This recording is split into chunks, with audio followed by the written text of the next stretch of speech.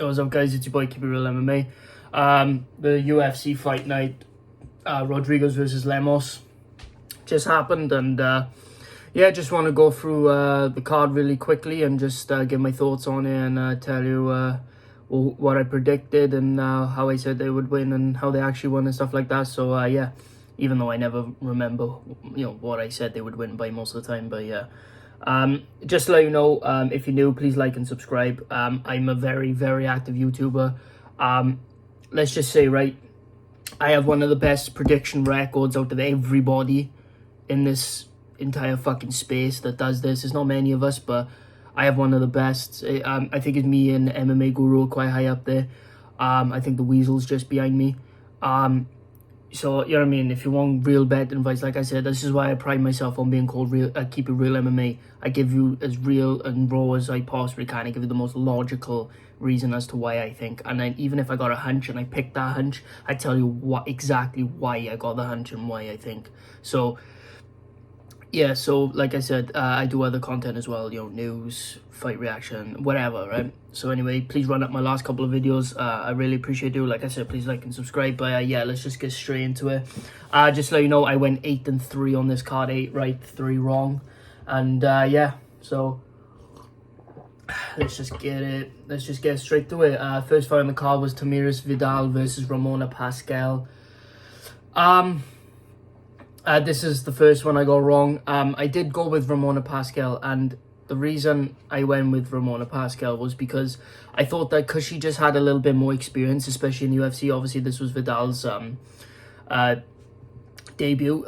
Girls who make, women who make their debut in the UFC, they don't usually tend to do that well, especially at flyweight or bantamweight. And I thought that Ramona Pascal was just gonna have a little bit of the advantage and just be able to just like scrape a win, and I mean like a 29-28. That's what I predicted. But Tamiris Vidal gets it done by first round TKO. Throws a teep kick and it just drops Pascal. It just shut their body down, and was a mixture of quitting as well. But yeah, great job by Tamiris Vidal. Not much to say on the fight, to be honest with you, other than just a good fight, and she did extremely well. So yeah, fair play to her. Next fight on the card, Carlos Candelero versus Jake Hadley. I went with Jake Hadley. This was the first one I got right. I went with Jake Hadley on this card. I think I picked him by third round submission, but he got it done by second round submission. Good job by Jake Hadley, man. He looked really quick on the feet, looked really good. Like, he looked good in his loss that he had anyway. He looked really good, but the difference in this is that when he got taken down, instead of just lying there on the ground and accepting it, he just straight up threw a triangle up straight away and got the choke. Carlos Candelero had no choice but to tap. Jake Hadley looked really good. He still needs to work on his takedown defense, but huge improvement from his last fight. Like I said, his last fight, he got taken down and just laid on his back and lost the decision. This time, he got taken down, throw up submissions straight away and got the triangle choke. So beautiful job by Jake Hadley, man. Really good. I don't think he's quite ready for ranked flyweight yet. Give him somebody just outside there, see how he matches up. Do it in a couple of months, do it like 5 months, so he can really improve his, And then yeah, we'll go from there. So yeah, good job by Jake Hadley. Second round submission. Next fight on the card, Ludovic Charlin versus Johnny Munoz. I went with Johnny Munoz, and he got it done by unanimous decision. Great performance by Johnny Munoz. Lost the third round, in my opinion, but clearly won the first 2 rounds. Like I said, Ludovic Charlin has nothing. He had nothing for Jack Shaw.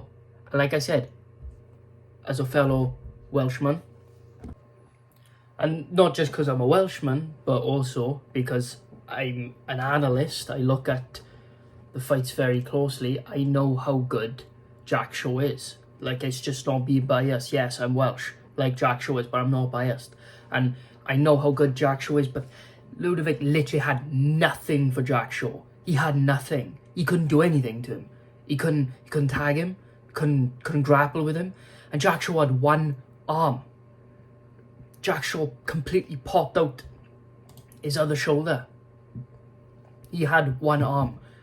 And still put him in positions where he easily could have finished him, but he couldn't finish him because he couldn't get the squeeze because his other arm weren't working properly because his shoulder popped out. He had nothing, and I knew Johnny Munoz was the better striker and had great takedown defense, and he showed that. He lost the third round, but he was gassing because he was putting a very high pace in the first round, so he still got decent cardio. And yeah, it was a great performance by Johnny Munoz. I mean, did exactly what I predicted him to do, and it's kind of like a lock, to be honest with him. So yeah, great job. Anyway, moving on. Next fight on the card, Polyana Viana versus Jing Frey. I went with Polyana Viana, and she got it done by first round KO. I said she was going to get it done by armbar submission, I think I said. But fuck, I really need to start. Yeah, I need to keep my notes with me, because I write notes and then I leave them upstairs. Because I do more like when I do the videos where it's kind of dark in my room, that I'm in my bedroom doing that. But when I'm doing these type of videos where there's a lot of light and you can see more of me, then this is actually the kitchen. This is actually my kitchen, which is mad, right? But my kitchen has a desk and everything is mad. But because I have a really big kitchen, but the rest of my house is really small. But I left my notebook, like my notes, up in my room, and I'm all the way downstairs. But you know, it is what it is. But But yeah, Polyana Viana gets it done by first round KO. She literally put Jing Frey out like twice in as Jing Frey was falling down, and then like her hitting the canvas kind of woke her back up, and then Polyana Viana like landed 2 hammer fist shots, and the second one put Frey out. 100% it put her out. She literally got put out cold like 3 times. It was in 47 seconds she knocked out Frey. That's like 12 first round finishes or 11 first round finishes for Polyana Viana. Unbelievable.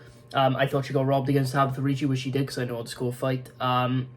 So yeah, it was a great performance by Polyana Viana, to be honest with you. She had the best result she could have possibly hoped for. I did not know she had that type of power.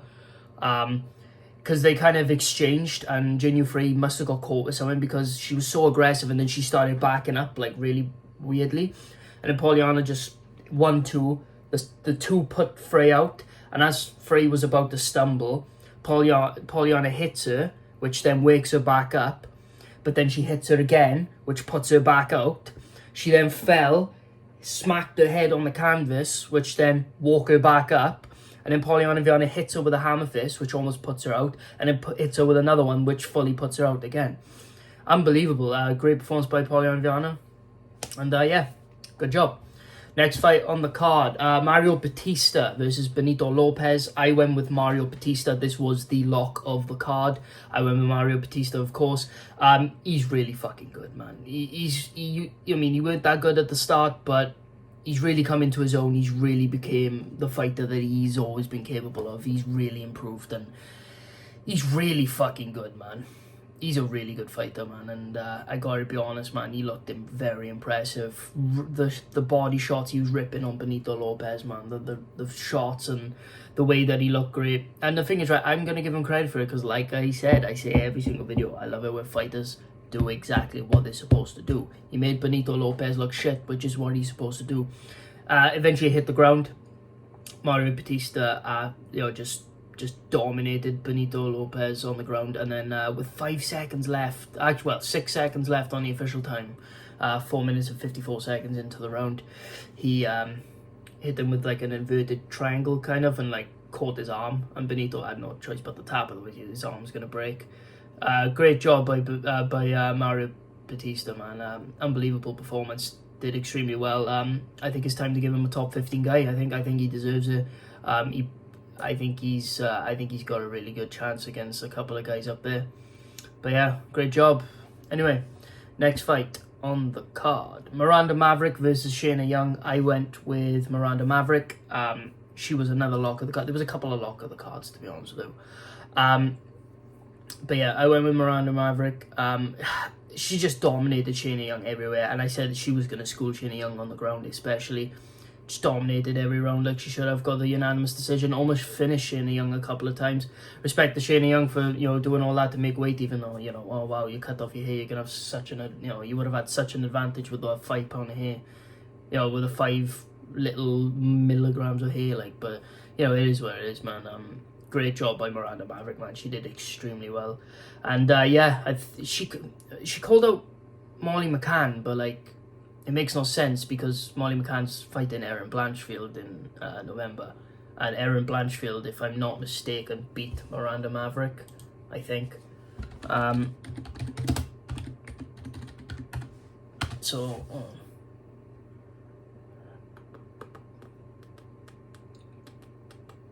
swear she did. Yeah.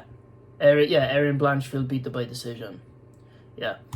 That's the thing. Fucking hell, so I'm gonna cut my throat down. But that's the thing, see. Like, you can call out Molly, but she's got a fight booked. And the thing is, if Molly wins, she beat the person that beat you. So why would she then go back down in the rankings? I know you... Because the reason Erin Blanchfield is number 15 is because Miranda Maverick was number 15, but lost her 15th ranking spot to Erin Blanchfield. Now, if Molly somehow finds a way to beat Erin Blanchfield, which I don't think she will, I am picking Erin Blanchfield in that fight, but if she somehow finds a way to beat Erin Blanchfield, probably by KO or something like that she would beat her by, then... what you're looking at is why the fuck would she then go down the rankings to fight you when she just beat the girl that took your ranking from you? It doesn't make sense.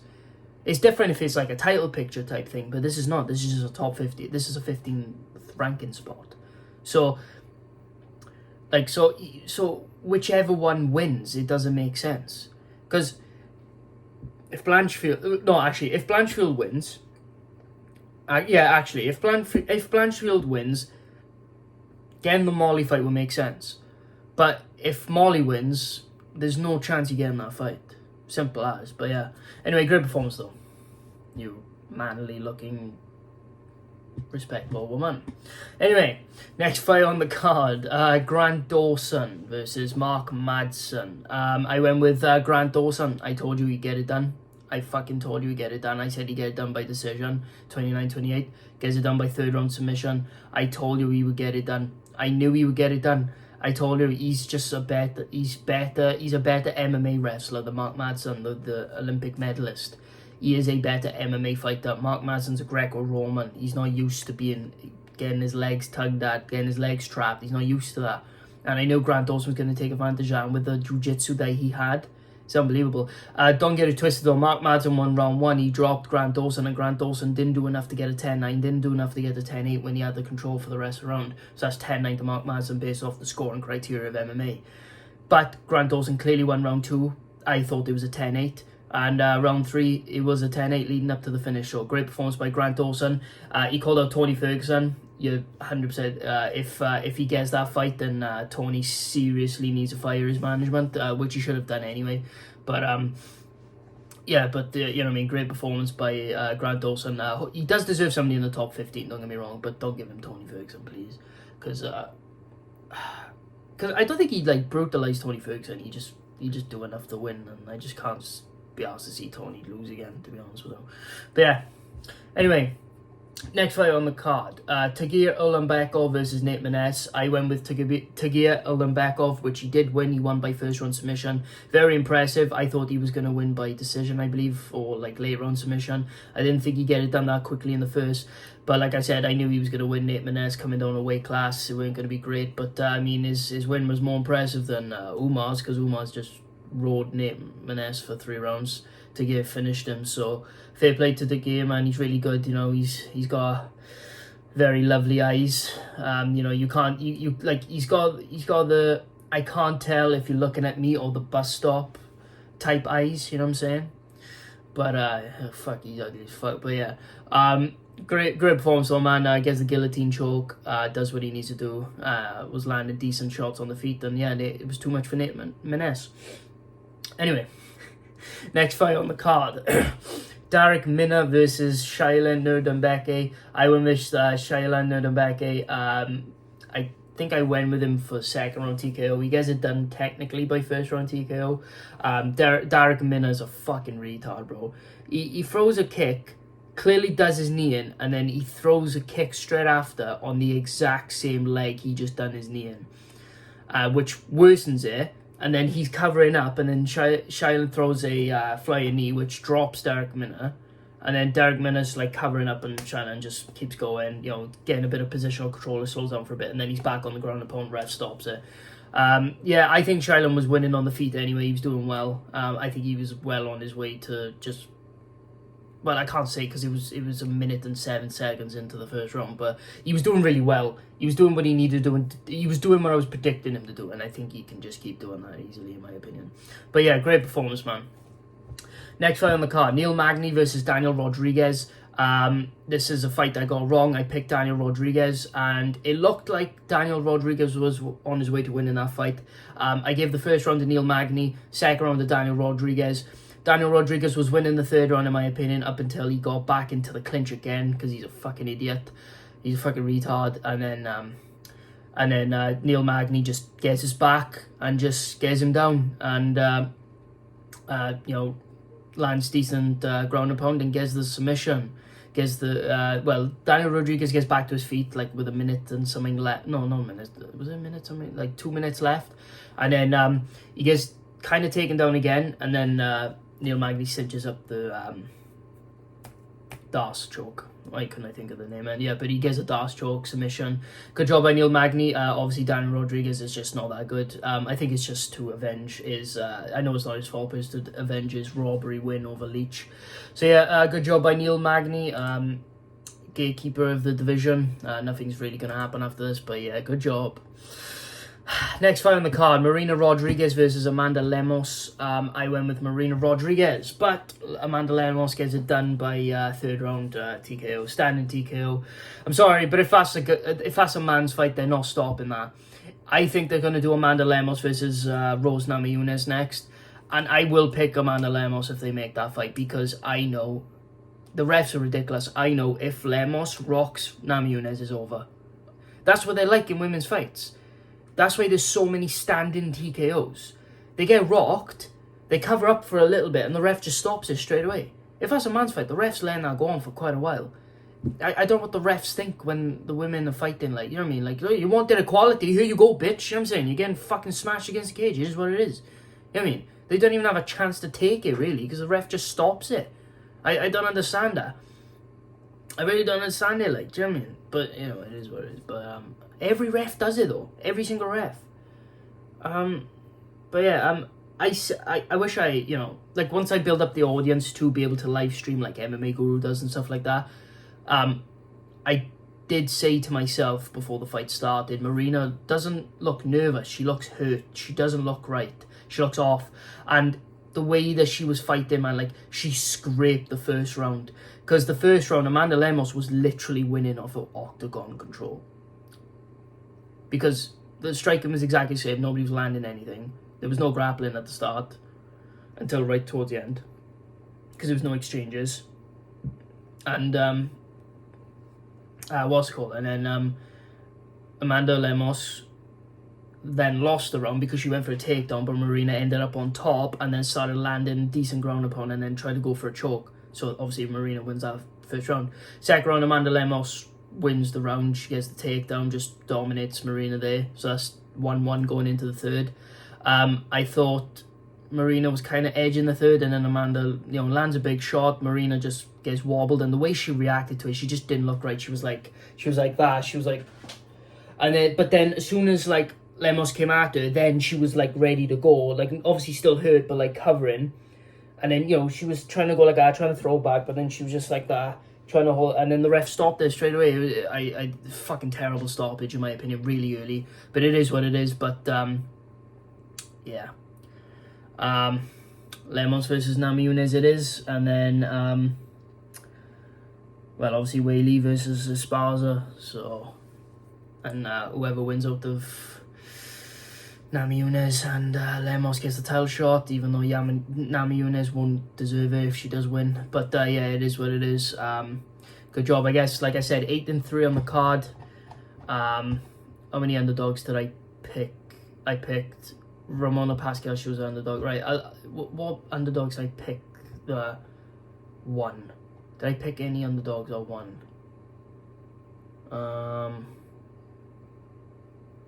No. Everybody that I picked to win was a favourite on this card.